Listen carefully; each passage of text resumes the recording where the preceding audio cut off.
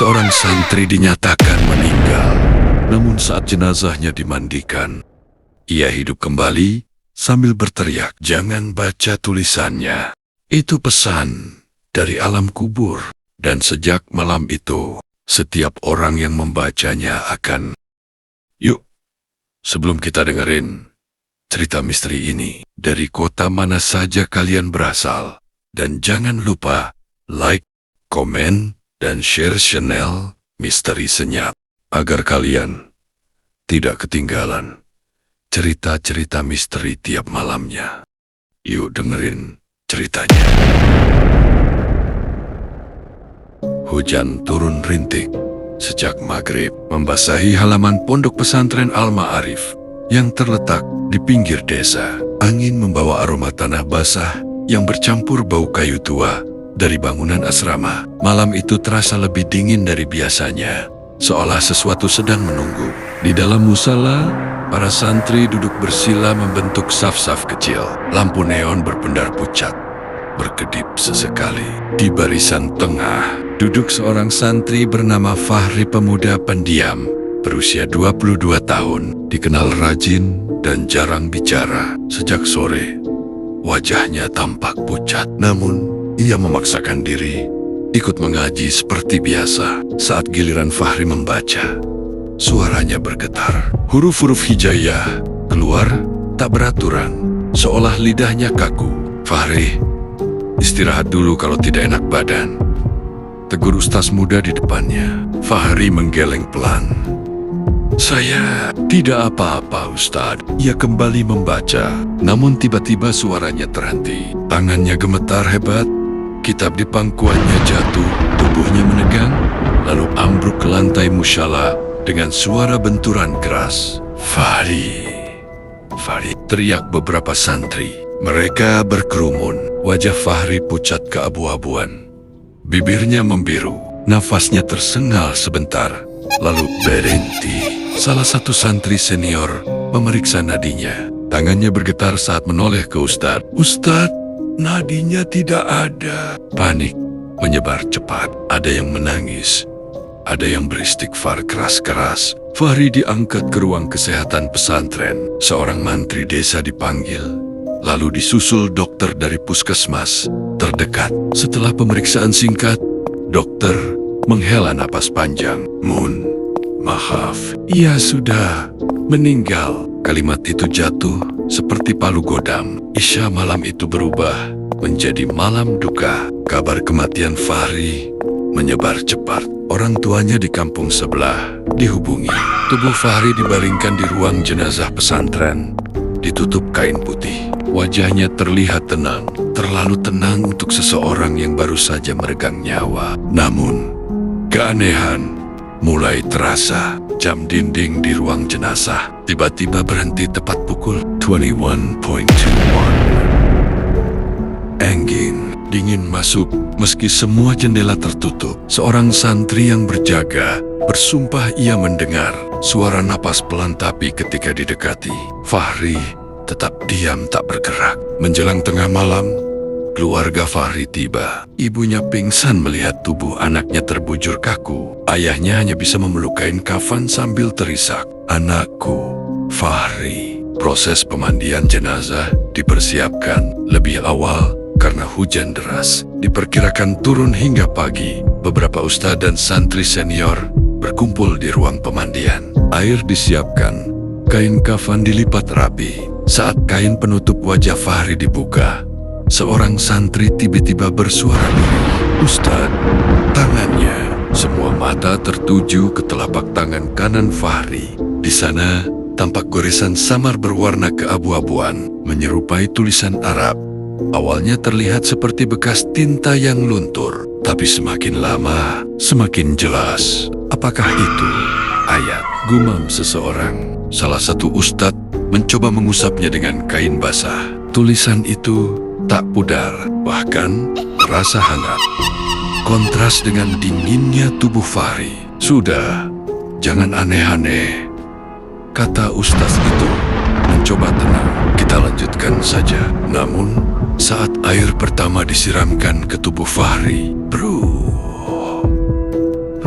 Tubuh Fahri tersentak keras. Air, Mankrat, Ember, Hatu. Orang-orang berteriak panik. Fahri menarik napas dalam-dalam, seperti orang yang baru saja muncul dari dasar laut. Matanya terbuka lebar, merah, dan penuh ketakutan. Astagfirullah, Allahu Akbar. Fahri bangkit setengah duduk dan menjerit-jeritan panjang yang tidak terdengar seperti suara manusia biasa. Jangan baca itu. Khota. A. Ini. Kho. A. A. Ini. D. IVUK. MAC. I. Aceh panas. Masih gelap. Ia meronta, mencengkeram udara kosong. Tangannya terangkat, memperlihatkan tulisan di telapak tangan yang kini bersinar samar. Butuh 4 orang untuk menahannya. Setelah beberapa detik yang terasa seperti selamanya, tubuh Fahri melemas. Ia pingsan kembali, namun kali ini napasnya ada. Jantungnya berdetak. Ya, hidup. Dan yes. PK. Ada yang sujud syukur, ada yang ketakutan hingga gemetar. Tak satu pun dari mereka menyadari satu hal kecil namun mengerikan. Tulisan di telapak tangan Fahri kini jauh lebih jelas, dan salah satu santri yang sempat membacanya tanpa sengaja tiba-tiba terbatuk hebat dan muntah darah malam itu. Sementara di luar, hujan turun semakin deras, seolah menutup sesuatu yang baru saja kembali dari alam yang seharusnya tak ia tinggalkan. Fahri tidak sadar hingga subuh. Tubuhnya terbaring lemah di ruang kesehatan pesantren, diselimuti kain tebal.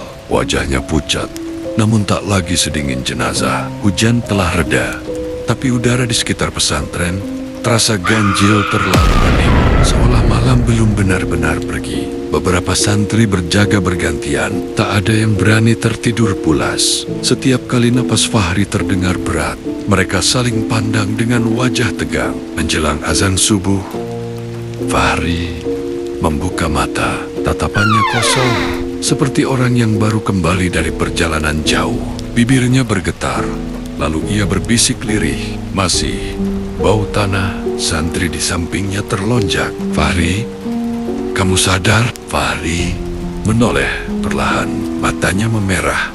Bola matanya memenuhi urat-urat halus. Jangan baca tulisannya, katanya pelan tapi tegas. Itu bukan untuk semua orang. Santri itu menelan ludah.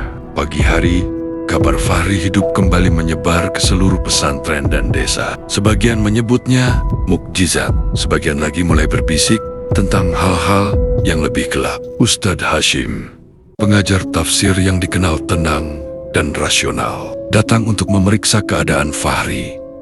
Ia duduk di sisi ranjang, menatap telapak tangan Fahri yang kini selalu tertutup kain. Fahri, ucapnya lembut.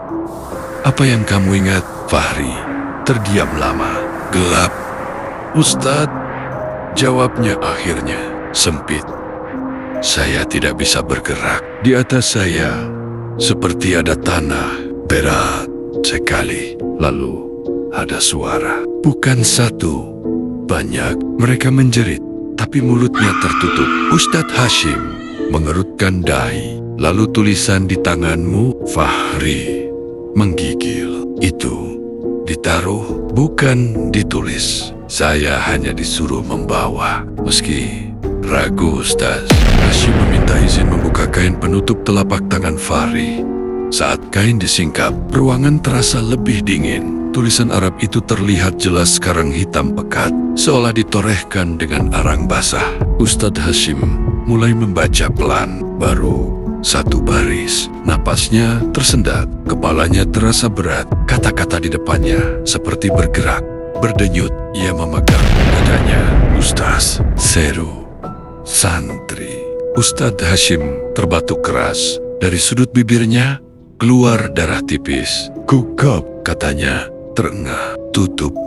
Sekarang ia terjatuh, terduduk. Wajahnya pucat pasi. Hari itu Ustadz Hashim jatuh sakit. Malamnya demam tinggi menyerang. Ia meracau tentang tanah yang runtuh, dan tangan-tangan yang menarik kakinya ke bawah. Sementara itu, Fahri mulai mengalami mimpi yang sama setiap kali tertidur. Ia berada di ruang sempit, tanah menekan dada dan wajahnya. Ia ingin berteriak, tapi mulutnya penuh dari kegelapan. Muncul sosok tinggi berwarna hitam legam, tanpa wajah, tanpa mata. Anja, suara, sampaikan. Apa?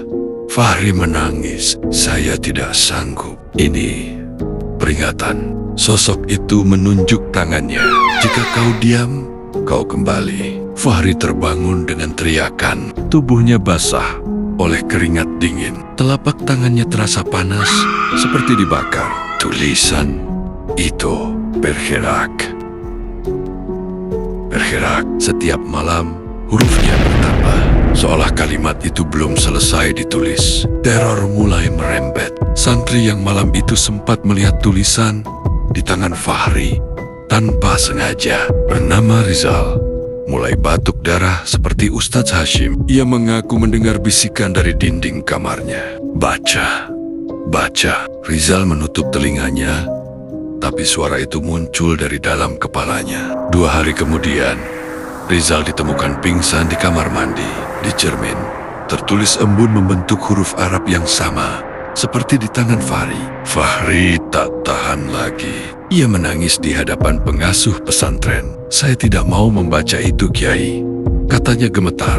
Setiap kali ada yang membaca, mereka sakit. Saya takut. Ini bukan ayat, tapi kutukan. Pengasuh hanya memejamkan mata lama. Tidak semua yang datang dari alam sana adalah rahmat. Ucapnya pelan. Ada yang memang peringatan, dan peringatan selalu menyakitkan. Malam itu, Fahri sadar satu hal mengerikan. Ia tidak diberi pilihan. Jika ia diam, alam yang gelap itu akan menjemputnya kembali. Jika ia berbicara, manusia di sekitarnya yang akan menjadi korban. Dan setiap malam, suara itu datang semakin dekat, lebih keras, lebih menekan, seolah waktu Fahri di dunia ini sudah dihitung. Sejak hari ketiga setelah Fahri hidup kembali, pesantren tidak lagi sama. Bukan karena bisik-bisik santri, bukan pula karena ustadz yang jatuh sakit, melainkan karena kehadiran Fahri sendiri. Ia masih bernapas, masih berjalan, namun setiap langkahnya membawa rasa tidak nyaman, seperti ada sesuatu yang ikut berjalan di belakangnya. Santri-santri mulai menjaga jarak, bukan atas perintah siapapun, tapi karena naluri. Setiap kali Fahri lewat, udara terasa lebih dingin, lampu sering berkedip, dan yang paling membuat merinding, bau tanah basah selalu tertinggal beberapa detik setelah ia berlalu. Kayak bau kuburan, bisik seseorang. Fahri mendengarnya. Ia selalu mendengar. Tubuh Fahri berubah perlahan. Kulitnya sering dingin meski matahari terik. Nadinya lemah di pagi hari, tapi berdegup keras setiap menjelang maghrib. Telapak tangan kanannya selalu dibalut kain, namun panasnya menembus sampai ke pergelangan. Tulisan itu kini lengkap. Fahri tahu tanpa perlu membacanya, pesan itu telah selesai diturunkan. Dan sejak pesan itu lengkap, mimpinya berubah. Ia tak lagi sendirian di ruang sempit itu. Kini, ia berdiri di sebuah tempat luas tanpa langit. Tanahnya hitam, retak, dan berdenyut seperti dada yang menahan tangis. Di kejauhan, berjajar manusia-manusia dengan wajah tertunduk. Di atas kepala mereka, angka-angka merah melayang. Hitungan, bisik suara itu. Sosok hitam tanpa wajah kembali muncul, berdiri tepat di depan Fahri. Mereka masih diberi waktu. Lalu, aku tanya Fahri dengan suara bergetar. Sosok itu mengangkat tangan Fahri. Di atas kepalanya sendiri, Fahri melihat angka yang terus berkurang. Setiap malam, setiap detik, Fahri mulai menyadari satu hal mengerikan. Ia tidak bisa pergi jauh dari pesantren. Suatu siang, ia mencoba pulang ke rumah orang tuanya di desa sebelah. Baru beberapa ratus meter berjalan, kepalanya mendadak pusing hebat. Dunia berputar. Ia muntah tanah, bercampur air hitam. Di telinganya terdengar bisikan pelan, "Belum, belum." Ia terseret pulang ke pesantren oleh 2 santri. Sejak itu, Fahri paham ia sedang ditahan. Teror mengambil korban baru. Rizal, santri yang sebelumnya jatuh sakit, meninggal dunia pada malam Jumat. Tubuhnya ditemukan kaku, namun wajahnya penuh ketakutan. Di bawah bantalnya terdapat coretan ayat yang sama ditulis dengan jari sendiri. Tak ada luka, tak ada racun, tak ada racun. Dokter menyebutnya serangan jantung, namun para santri tahu Rizal meninggal sambil menatap sesuatu yang tidak terlihat oleh manusia hidup. Malam pemakaman Rizal, Fahri berdiri jauh dari kerumunan. Saat tanah memastikan jenazah tertutup rapat, Fahri mendengar suara yang membuat lututnya lemas. 1. Ia tahu itu bukan hitungan korban, itu hitungan tugas yang belum selesai. Keesokan harinya, pengasuh pesantren memanggil Fahri. "Anak-anakku mulai takut," ucap beliau pelan. "Bukan karena kamu jahat, Fahri, tapi karena mereka tidak paham apa yang kamu bawa." Fahri menunduk. Air matanya jatuh ke lantai. "Saya tidak ingin siapapun celaka lagi, Kiai." "Kalau begitu," lanjut sang pengasuh, "kamu harus tahu pesan itu ditujukan untuk siapa." Kalimat itu seperti palu menghantam dada Fahri. Malam itu, saat Fahri tertidur, mimpi itu datang lebih jelas dari sebelumnya. Ia melihat sebuah makam kosong dengan batu nisan tanpa nama. Di sampingnya berdiri sosok hitam itu. "Jika pesan ini tidak disampaikan," katanya, "nama di batu itu akan menjadi namamu." Fahri terbangun sambil menangis terseduh. Tangannya terbuka tanpa sadar. Tulisan di telapak tangannya berdenyut, pelan seperti jantung kedua. Dan untuk pertama kalinya, Fahri berani membaca satu kata di sana. Kata yang membuat seluruh tubuhnya gemetar. Siksa. Fahri tidak tidur lagi setelah membaca satu kata itu. Siksa.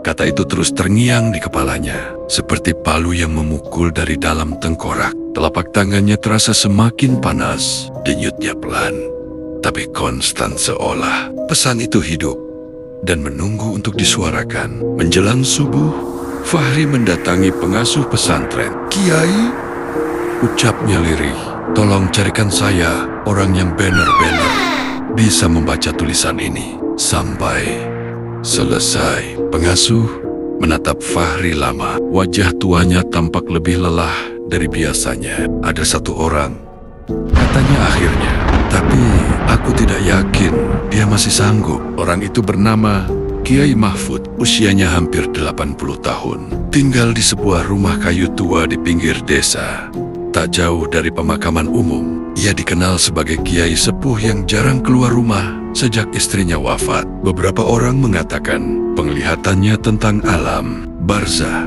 terlalu tajam hingga tubuhnya tak lagi kuat menanggungnya. Fahri dibawa ke sana selepas asar. Begitu melangkah ke halaman rumah Kiai Mahfud, Fahri berhenti mendadak. Dadanya sesak. Ia melihat sesuatu. Di bawah pohon mangga tua, sebuah liang kubur terbuka, rapi, seolah baru digali. Namun saat ia mengedipkan mata, liang itu lenyap. "Kamu juga melihatnya?" tanya suara parau dari dalam rumah. Kiai Mahfud berdiri di ambang pintu. Matanya tajam, menatap langsung ke telapak tangan Fahri yang terbalut kain. "Masuklah, anak yang sudah melewati kematian." Di dalam rumah, udara terasa berat. Dinding dipenuhi kitab-kitab tua. Di sudut ruangan, ada kendi tanah liat yang mengeluarkan aroma lembab bajang sama dengan yang selalu mengikuti Fahri. Kiai Mahfud meminta Fahri membuka balutan tangannya. Saat tulisan itu terlihat, Kiai itu menarik napas panjang, terlalu panjang untuk orang seusianya. "Ini bukan ayat kutukan," ucapnya pelan, "dan bukan pula sihir." "Lalu apa, Kiai?" tanya Fahri, gemetar. "Ini peringatan siksa kubur," jawabnya tegas, "tentang dosa-dosa yang dianggap kecil oleh manusia, tapi berat di alam sana." Kiai Mahfud mulai membaca. Kali ini, ia membaca dengan suara sangat pelan nyaris. Seperti berdoa, keringat mengalir di pelipisnya. Setiap beberapa baris, ia berhenti, menarik napas, lalu melanjutkan. Di luar rumah, angin mendadak berputar kencang. Daun-daun kering beterbangan, membentur dinding. Saat bacaan selesai, Kiai Mahfudz terdiam lama. "Fahri," katanya akhirnya, "kamu tidak mati suri. Karena kebetulan, Fahri menunduk kamu dipilih sebagai pembawa surat. Bukan untuk menyakiti, tapi untuk mengingatkan.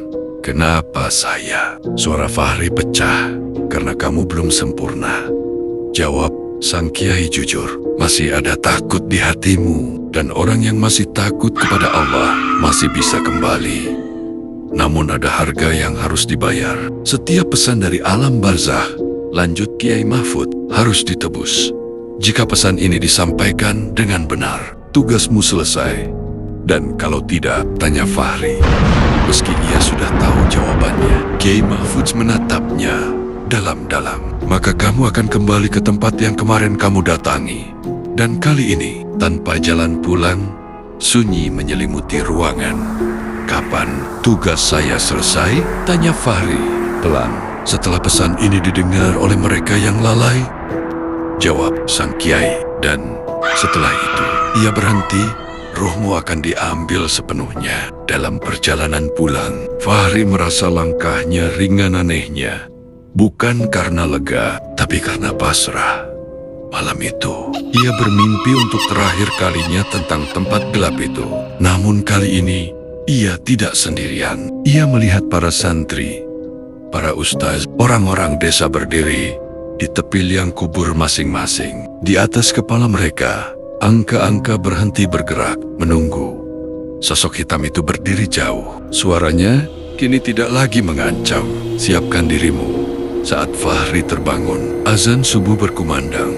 Tulisan di telapak tangannya tidak lagi panas. Untuk pertama kalinya sejak ia hidup kembali, Fahri tahu dengan pasti ia tidak akan lama lagi berada di dunia ini. Dan ia harus menyampaikan surat itu bukan dengan teriakan, melainkan dengan pengorbanan.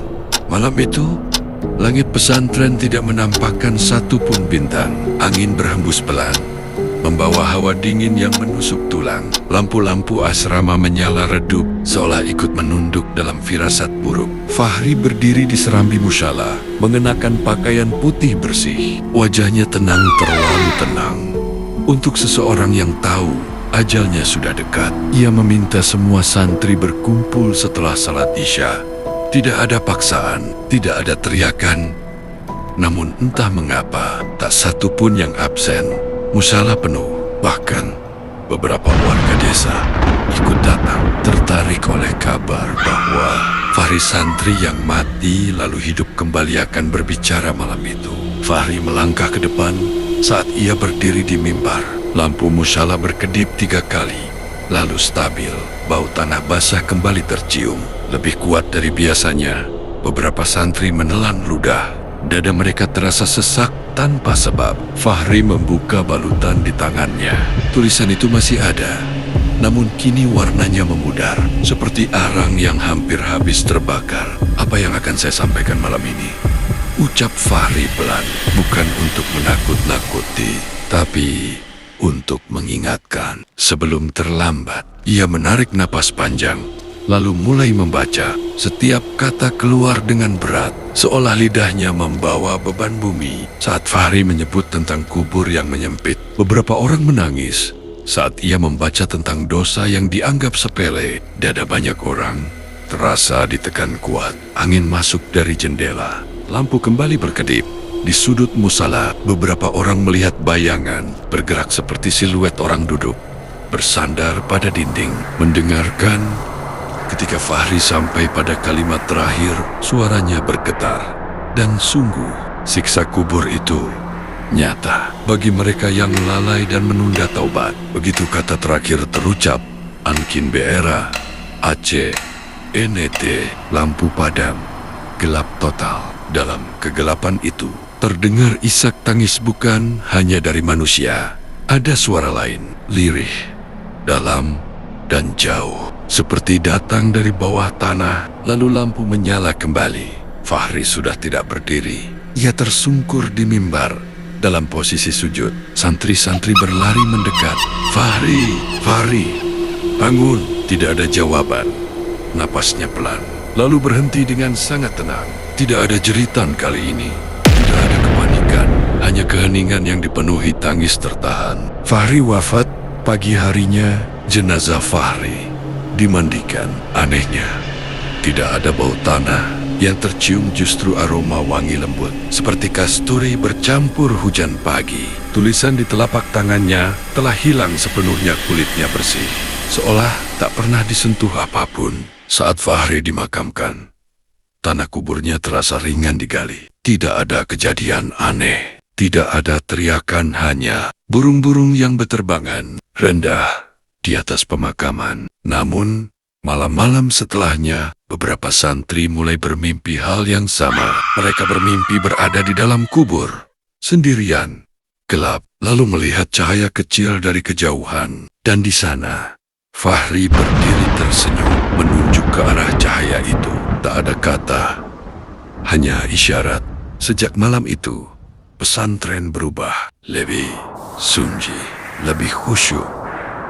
Namun, bagi sebagian orang yang mengabaikan pesan Fahri, mimpi mereka berbeda. Mereka terbangun dengan napas terengah, dada terasa sempit, dan bau tanah basah memenuhi kamar mereka meski jendela tertutup rapat. Seolah surat itu memang telah selesai disampaikan, tapi peringatannya masih berjalan. Dan di antara tanah kubur yang diam, alam barzakh tidak pernah benar-benar sunyi. Ia hanya menunggu manusia lupa, lalu mengingatkannya kembali dengan cara yang paling menakutkan.